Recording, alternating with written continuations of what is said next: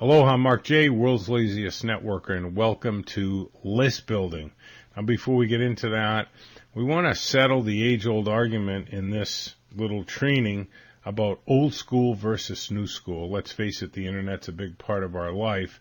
On the other hand, fashion comes and goes and principles endure. So we're going to go over a couple of things because everybody knows that if you build your business strategy on a misnomer or a lie or a misrepresentation, it's really doomed. On the other hand, if you build it on the truth and proven methods, you're going to be more successful. So we're going to cover that as well as list building for you. Way back in 1993, someone put a question to me when I was struggling in networking, failing for the sixth time. He asked me to imagine two people, Al and Nancy. Nancy, a great achiever, cashing huge checks. Al, not cashing any checks at all. He said, and I really want you to think about this. They enrolled under the same system. They paid the same price to get in, same meetings available. They're marketing the same product. Their belief is the same. They're working the same comp plan, same hours, same commitment. In other words, everything's the same. Their socioeconomic background, their hygiene, they have the same upline, same city. They were even sponsored by the same person on the same day. Why is Al cashing no checks and Nancy's cashing huge checks? Well, it's pretty simple, and you know this if you've been through some of our other trainings. The difference between Al and Nancy is simple. It's not some magic system. It's simply skills. If we're going to make some money, we need to learn some skills. And this is a crucial skill, as you'll find out in this training, because this is really the fuel that's going to drive your business. So let's go over exactly what to do.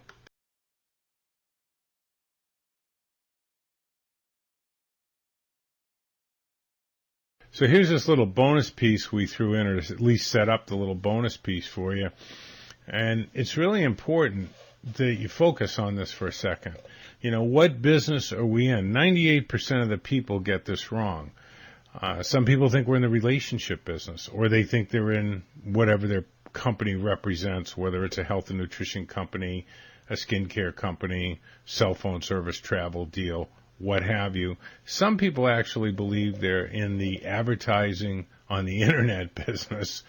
Other people say, I'm in the business of duplication. And of course, we always get the very generic answer, which is the people business. Well, I'm going to give you a little hint. We'll reveal the answer later because I can tell you right now it's none of those, but it's a good thing to think about.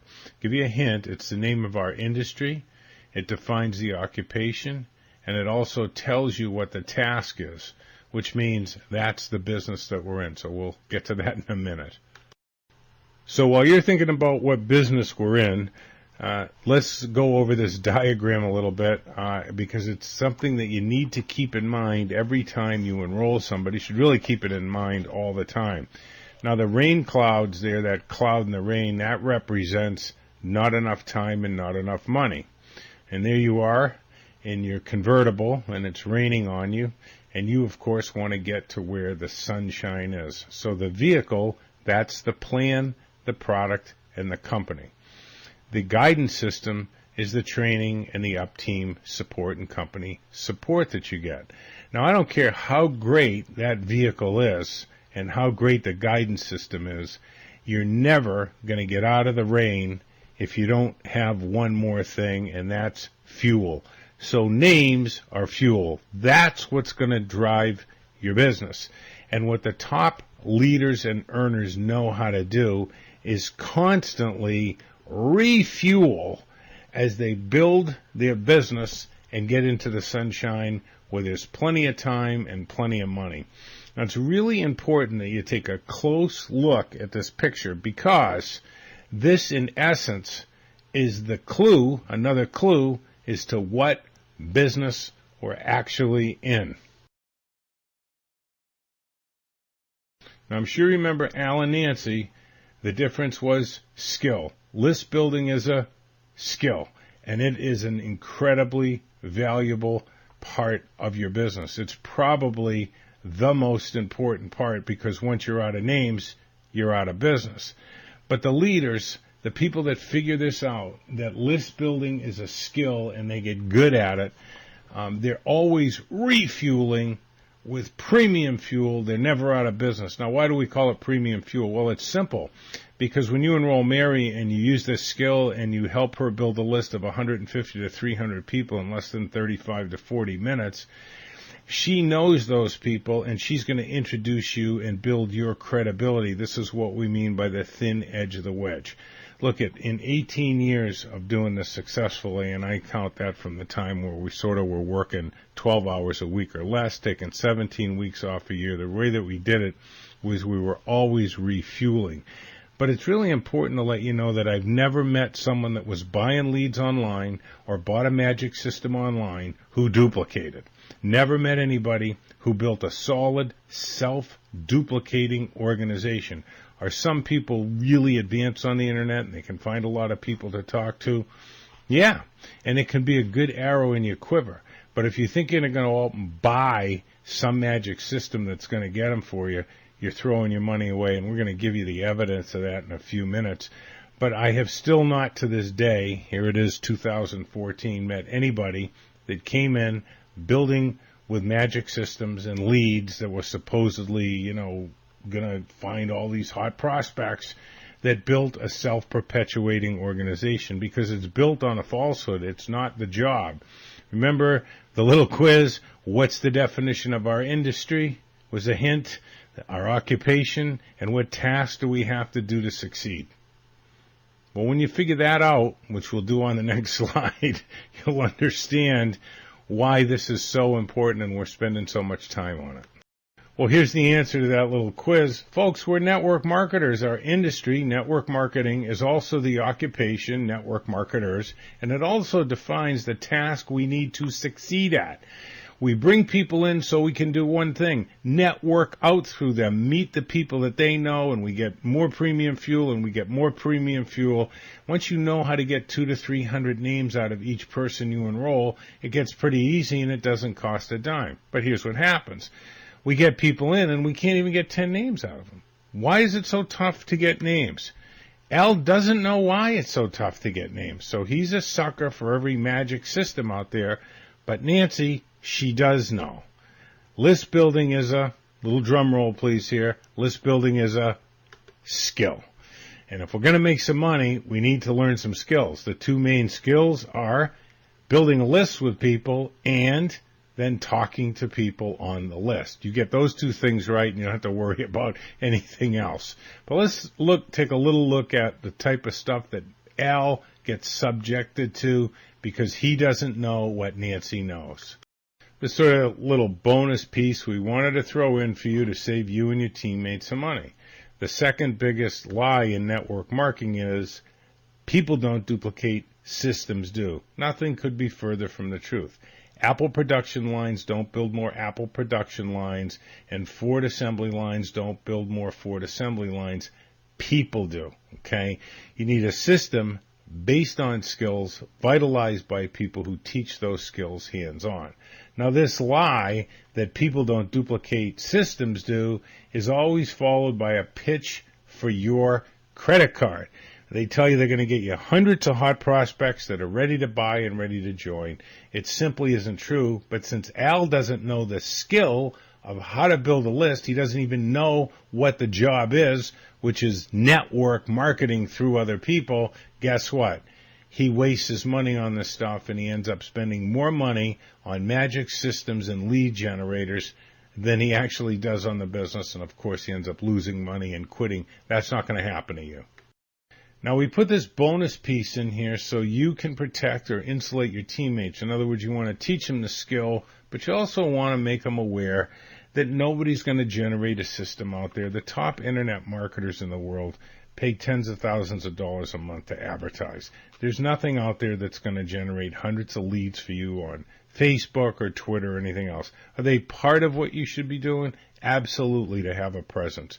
But you got to be careful of what's known as hook path persuasion. And this is how it works. The hook is you're going to read all kinds of stuff. Making a list doesn't work. You'll never have to bother your friends and relatives. What a joke that is. I mean, if you had a friend or a relative that was making $20,000 a month that you hadn't seen in about 7 months, and he said, well, I didn't want to bother you, you'd be a little upset, wouldn't you? And then, of course, they're going to make it personal when they make their pitch, and this is called setting the hook. I suffered just like you did. They get you to believe that rejection is wretched. There isn't any rejection in network marketing once you know the skill of how to talk to people and get a yes 90 to 100% of the time, rejection free. And we'll show you how to get that at the end of this training, absolutely free, of course. But it's really a minor inconvenience. So that's the hook. They tell you making a list doesn't work. Don't bother your friends and relatives. I suffered just like you. Or here's the big question. If your friends and relatives didn't like what you had to say, why in the world would you think strangers would like it any better? The answer is they don't. It's about what we say. Now, the next step is to bring you down the path.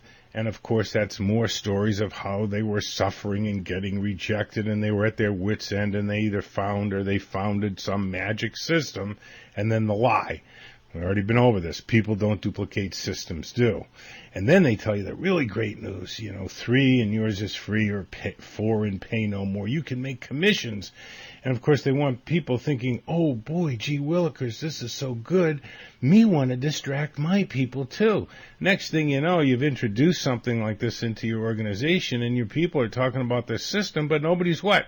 Sponsoring anybody. You're basically shilling for someone that has sold you a lie, and you've learned the lie, and you tell the lie without meaning to, and, you make money on what? On tools. That's not the business that we're in. So here's the key. If you think you find something online that might work for a little while, and they all have a very temporary shelf life, test before testimony. Test before testimony. You have people dumping systems into organizations that haven't sponsored anybody with them.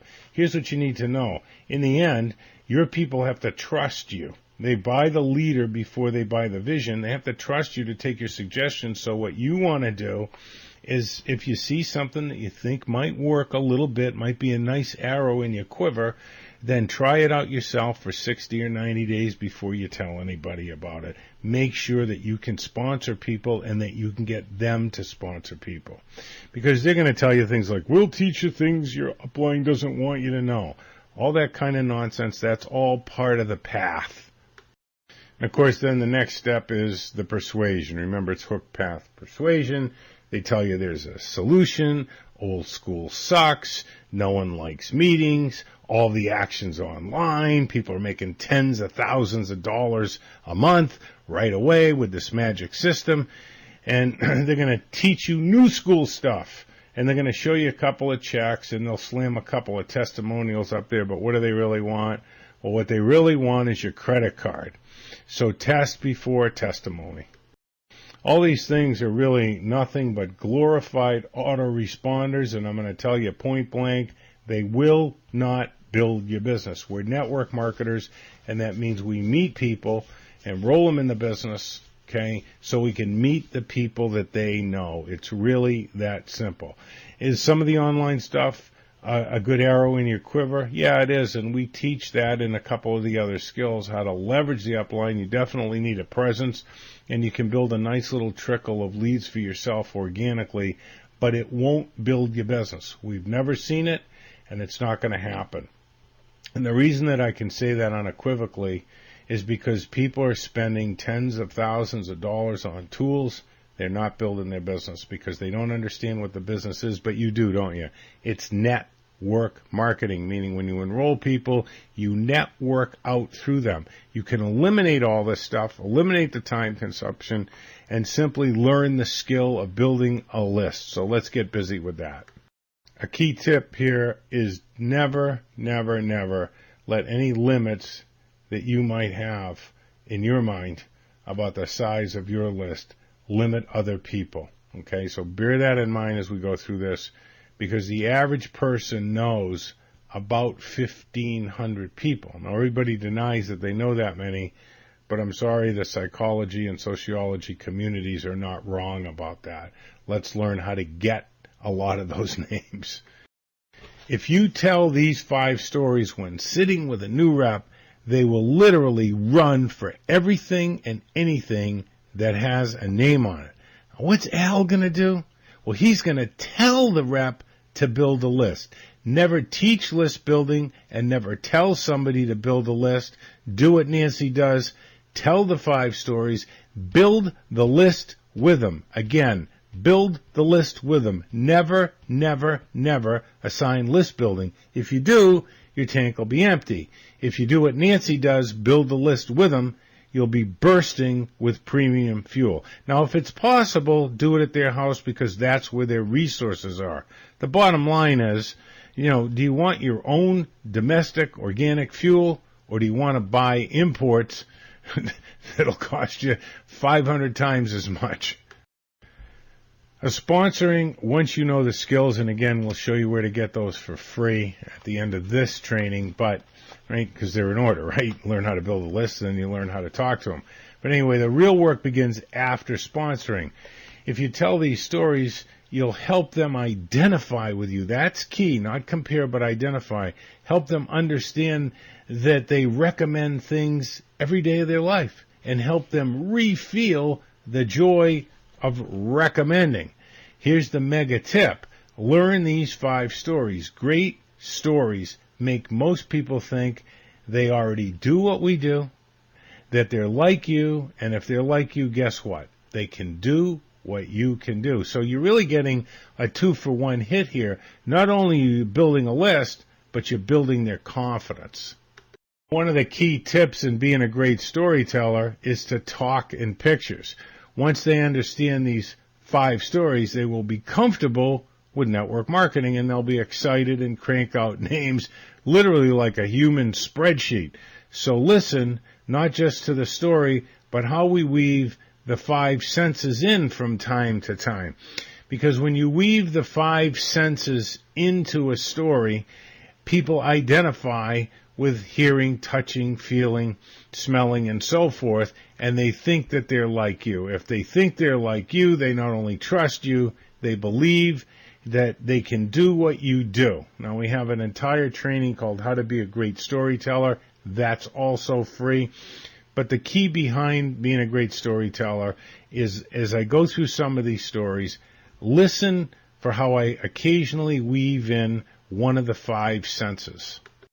Now, our overall objective with these 5 stories is to build a huge list. Don't forget that, because it might seem like the first 4 stories don't have anything to do with list building, but they have everything to do with building their belief and list building.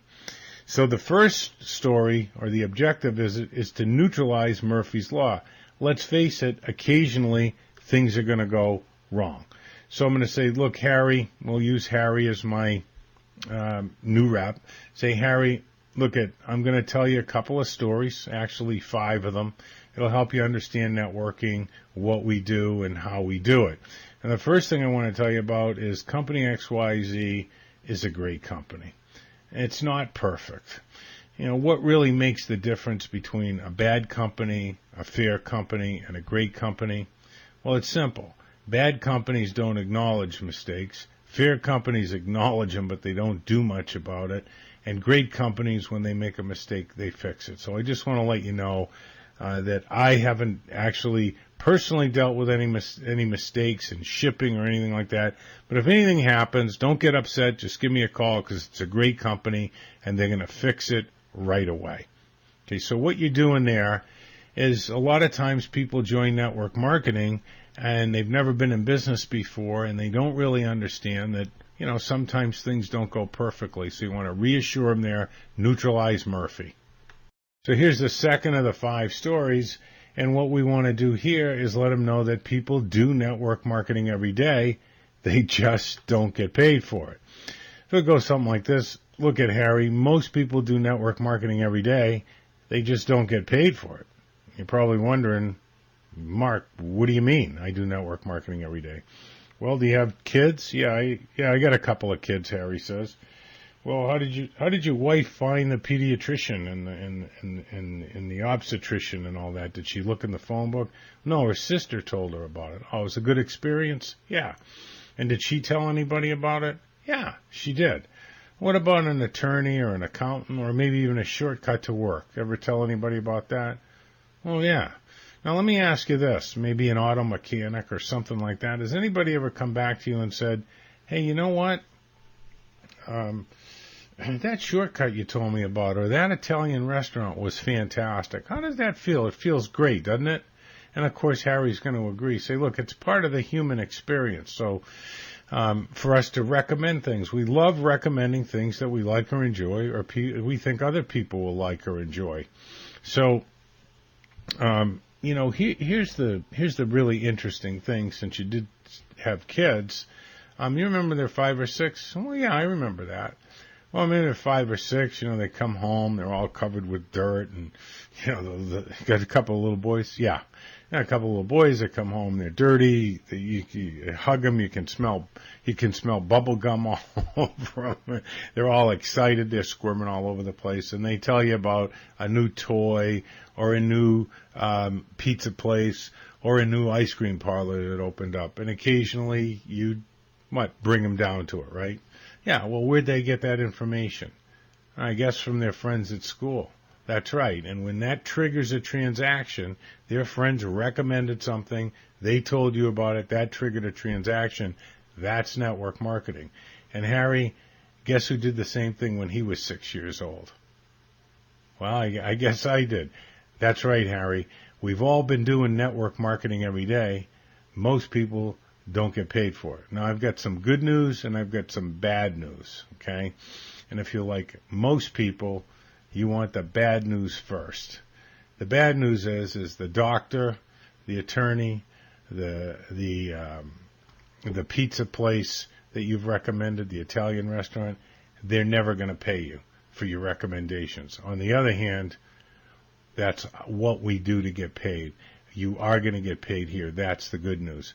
The bottom line is, Harry, is dogs know who to bark at. So we want to make sure that our recommendation is sincere.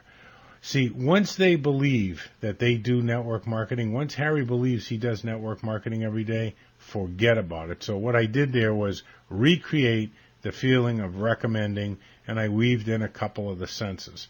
Now, we have a great skill at the worldslaziestnetworker.com called Be a Great Storyteller. It'll give you a little more detail about that, and you can go over that 1 or 2 times, so that once you've told a second story, he knows the company's not perfect, but it will fix things, and he knows now that he's done network marketing every day of his life since he's been 6 years old. So he's starting to come around in his conviction that this was a good decision even more and more.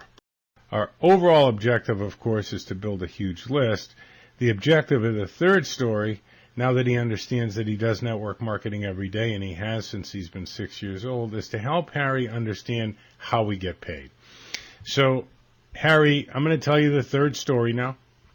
It's pretty simple. It's how we actually get paid. You want to know how we get paid, right? Of course he's going to say yes. Say, well, let's imagine that you and I are in a book club, and we meet every other Tuesday. And so I run into you. Where do you shop, by the way? Okay, you always want to get the name of their store, because the more familiar you can make it to them, the higher the believability.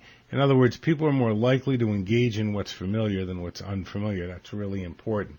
So say, where do you shop, Harry? Kroger's. Oh, great. Okay. So I run into you at Kroger's. It's kind of a rainy night. And we're both supposed to bring over the same thing, 2 6-packs of Coke, 2 bags of chips, and 2 containers of dip. And I run into you at the counter and I say, hey, Harry, why don't we drive over in your car? You got a nice, big, warm car. We can listen to the tunes on the way over. We got to both come back this way anyway. And would that be okay with you? And you said, yeah. And say, great. And so they ring your stuff through and it's $14. And they ring my stuff through and it's $18. And I say, wait a minute. I got exactly the same thing that he got. Why am I paying $18 and he's only paying $14? Harry, how come you get to pay $4 less? And you pull out your little card and you say, oh, I got one of these little cards that gives me, it's sort of customer loyalty card. You just fill out a little form. So the girl hands me a form. I ask her for one.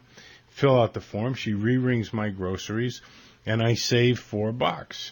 And you just saved your friend $4 and probably $3, $4, $5 every time he shops. That would feel pretty good for you, yes, Harry? Yeah, that'd feel great. Okay, well, that's part of the human experience. Well, I want you to imagine, as we're standing there in Kroger's in our raincoats and getting ready to go to the book club, I want you to imagine that customer loyalty program was really on steroids. It was like a customer loyalty program that was all pumped up on steroids. So that every time I shopped from that point on, not only did I save $3, $4, $5, but it showed up as a credit on your card. And everybody that I told about it and saved them money, it showed up as a credit on your card. Would you ever stop shopping there? And of course, he's going to say no.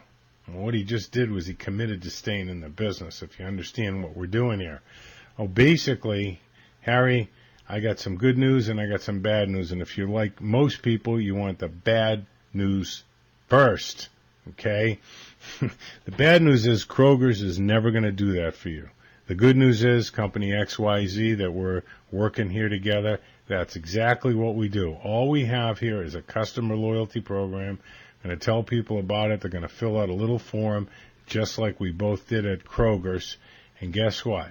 Every time somebody buys, you get paid. Would that be okay with you? Of course, he's going to say, okay. So now Harry actually understands that he does network marketing every day and that he's going to get paid for it. It's just a customer loyalty program. And folks, that's all it really is.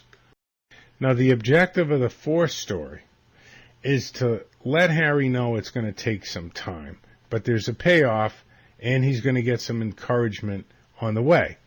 So, Harry, I want you to imagine you're sitting in your office at work, and it's a warm day outside, but the air conditioning's on, and you got a nice iced coffee, and you're in your comfortable leather chair there. There you see him weaving in the census, and the boss comes in, and he says, Harry, I got some good news, and I got some bad news. The bad news is we've got to lay off 10 people, and you're one of the ones that has to go. The good news is you can leave now. Harry, how do you think you'd feel? You had a couple of kids at home, the wife. How do you think you'd feel about that? Pretty lousy? Pretty bad? Yeah. And so, you tell the boss, you say, listen, is there anything I can do? I mean, you don't really want to go get another job. You don't want to go home and tell your wife that you lost your job. She's going to worry. The kids are going to worry. Just say, is there anything that you can do? And the boss is sort of heading towards the door. He stops. He hesitates for a second and then shakes his head sort of no as he's looking away. And then he reaches for the doorknob. Then he turns back around and he says, well, there is this one thing that you can do, okay? And that is if you would put in 1 hour extra every day, but you have to do it every single day. You can't miss a day. If you put in an extra hour every day, I'll let you keep your job. Now, there's not going to be any more money. You're going to be working at the same pay. So I know you're used to getting home at 5:30, and you guys usually eat dinner around as soon as you get home, right? Yeah. Well, you're going to have to, instead of leaving here at 5, you're going to have to leave at 6. Kids' ball games, holidays, whatever, you've got to give me 1 hour, 1 solid hour every day of on the phone. If you'll do that, you can keep your job. What would you do, Harry? I mean, really, what would you do? Would you, keep your job and maybe look for another one? Would you say, no, go ahead and fire me? Hey, you'd probably keep your job. So then the boss starts heading for the door. He reaches for the knob. He said, oh, I meant to tell you, if you don't miss one day, okay, if you don't miss a single day, you can retire at the end of the year on full pay. It'll actually build an ongoing bonus for you that will pay you the same pay year in and year out from that point on. Now, Harry, how would you feel about that extra hour? Feel pretty good, right?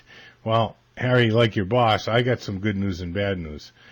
The bad news is the job you're on, that's never going to happen. They're not going to let you put in an extra hour a day for a year and then pay you full pay for the rest of your life. The good news is that's exactly what can happen here. The average person that'll put in an hour a day will double their income and have that ongoing income. Now, Harry, when you get home at night and after you have dinner, you're going to put in that hour. If you put in that hour a night, every day for a year and work with me, I'll tell you what, we'll double your income. So what would you tell your friends on that job if they said 4 months in, hey, I got tickets to a concert? Well, you'd probably tell them no, right? And what about 9 months in? And said, hey, I got tickets to opening day, but you'll have to leave work an hour early. What would you tell them, Harry? Okay? And what if 11 and a half months in, your wife said, honey, I really miss you. I can't stand this anymore. You got to start coming home. What would you tell them? Well, in all cases, what we hear from new distributors is they all say the same thing. I'd say, no, I just have to put in this hour. It'll be up in a year. That's it. So that's what I tell Harry. And then I say, and Harry, I got some more good news for you. Unlike that fictitious situation at the company, as you put in an hour a day, we're going to send you encouragement checks month after month after month until our income is doubled, and then the checks will just continue. So now Harry understands it's going to take some time. Let's just pause here for a second, cover a key point. Remember our two friends, Al and Nancy? Nancy's going to use all 5 stories every single time. She'll improve the storytelling skill by going to that skill, and she'll never be out of names. Al, he's going to run out of names, and he'll be whining, I just can't find the right people. So I'm really proud of you for getting to this point. Folks, this skill is a kick-ass skill. It'll make you a ton of money. Learn it. Before we get to the 5th story to get the fuel, let's just review here. The 5th story we tell taps the fuel. We tell the first 4 stories so new people aren't looking for perfection, realize they've been doing network marketing since they've been 6, they know how they get paid, and that it's going to take some time. These 4 stories are the foundation of the 5th story, which is why Al doesn't want to learn them and tell them. Nancy does, because she now has reps who are excited to build the list because they understand the business. Well, you've laid a beautiful foundation with the first 4 stories. The 5th story objective is build the list now. Remember, tax benefit. Don't want your friends to be mad. And make sure you tell this story in 2 parts because you're going to engage Harry here actually in the story. So, Harry, I want you to imagine we're both in our 80s and we meet every Tuesday morning at Starbucks and we talk about baseball and the Red Sox and the Yankees and we talk about the government and how our kids are doing. Basically, we kind of get together and straighten the whole world out, right? You know, sort of old octogenarians. And this particular day you walk in, it's a nice sunny day and a little warm outside, and you come in, it's nice and air conditioned in there, and I got your coffee waiting for you. And I say, Harry, wasn't it great that our raise for Social Security came early? And the extra $350 a month wasn't supposed to come until November, but here it is, July, and it showed up early. Isn't that great? And let's imagine, Harry, that you didn't know anything about Social Security. And you said to me, what do you mean Social Security? Well, we're both 85, Harry. Remember when we were 65, we could fill out that little form, okay, that would trigger our Social Security check around $500, $600, $700 a month, month in and month out. You didn't fill out that form? No, I don't know anything about it. Well, Harry, let me ask you this. How would you feel, let's say it's $700, which is $8,400 a year, okay, which is $168,000. How would you feel, Harry, if you found out that you just missed out on $168,000? How would that make you feel? Pretty bad, right? And of course, Harry's going to say, I'd feel pretty bad about it. Well, what if I told you, Harry, at that point, that I knew you never filled out the form and I made a decision not to tell you about it? How would you feel about me? How long would we be friends after that? Well, of course, Harry's going to tell you he wouldn't like it very much. We're not going to be friends anymore, and so on and so forth. And that's a crucial part there. You need to tell this in 2 parts. The first part is getting him to imagine that he didn't know anything about it and he lost $700-800 a month or $168,000 over 20 years. And then that you knew about it, but you made a conscious decision not to tell him. How long would we be friends? Get him to answer those 2, because once he does, he's going to build the list. So when you filled out that little form, Harry, online and enrolled in this network marketing company, you just qualified for over 150 tax deductions, and that's going to bring to you every single month somewhere between $400 and $800 a month. Do you see what I'm saying? So if we don't tell people about it that you know, it's going to cost them on average around $500 to $600 a month, okay, which is $6,000 to $7,000 a year. In other words, it's going to cost them $140,000 a year. It's really the same conversation, not telling people about something they're entitled to. Now, you don't want anybody to get mad at you. Isn't it better to say, hey, listen, I found out how to get $600-700 a month paid to you directly every month from your tax bill?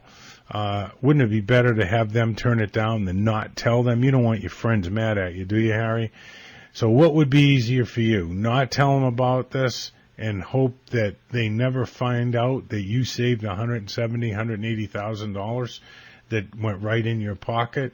Or would it just be easier for us to write everybody down who you know, give them a call, and let them know that they're entitled to another $6,000, $7,000, $8,000 a year that they've been formerly paying in taxes? So why don't you grab your address book so nobody will get mad at you? And folks, they scamper for it. It's really that simple. Build a list. Now, the minimum I've ever done is 112. We've done up to, my wife is fantastic at this. She tells the stories great. Make sure you get to how to be a great storyteller, because I really go a little bit slower and give you a couple more tips in how we get paid, and most people do network marketing every day. But fundamentally, what's really happened in the last 2 to 3 years, because I've done this with 3 or 4 people, you need to know this. The average person on their cell phone, their smartphone, has 303 names according to AT&T. You need to get every one of them out of that. You need to get every one of them and have them write them down. One of the really cool things is say, listen, let's not worry about whether they'll be good or bad at the business. Maybe we'll call them all, maybe we won't. Let's just start them out and start with the family tree and then second cousins and so forth and branch out from there. But if you tell these 5 stories, you can see the power of this thing when you say, what would be easier for you? To not tell your friends about it and hope that they don't find, or to tell them about it and let them make their own decision. And of course, he's going to go for option 2, in which case, guess what? You got a list. And you know what you are? You're a network marketer, because you're going to sponsor people with Harry. And what are you going to do with Harry? You're going to sit down with Harry and their new person, and you're going to build a list with them. You're going to show Harry how to build lists with people, not assign it. Let's review, okay?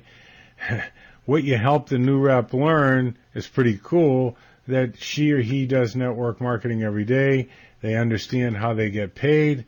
The new rep knows that there's going to be some distractions, but she has to put in an hour a day.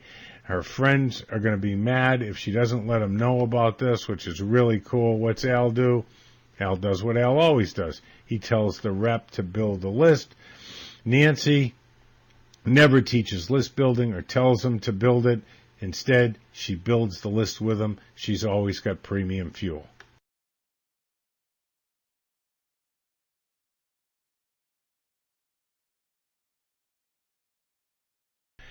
You'll find several tabs over there, but all you got to do is look for the free networking skills. You'll find the great storyteller.